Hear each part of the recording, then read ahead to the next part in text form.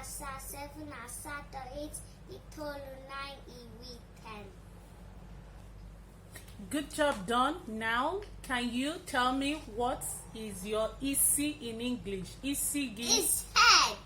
Ntị gị. Yes. Anya gị. Eyes. Imi gị. Nose. Ọnụ gị. Mouth. Eze gị. Teeth. Ire gị. Tongue.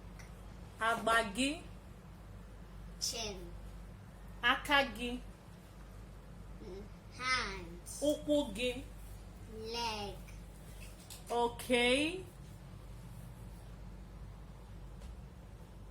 Iko mimi cup. Efere.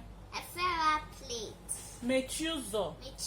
Mechuzo is close the door. Nọdụ ofu ebe. Nọdụ ofu ebe is sit down. Kedu afa gị? Afa m bụ Chukwuanugo Opewem. Kedu ka ị mere? Adị m mma. Ụtụtụ ọma. Good morning. Nne. Mommy. Nna. Una daddy. Nye m mmiri. Water. Nri.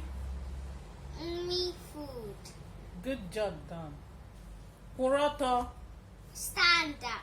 Tụpụrụ ọdụ. Sit down. Nọdụ ofu ebe. Sit quietly.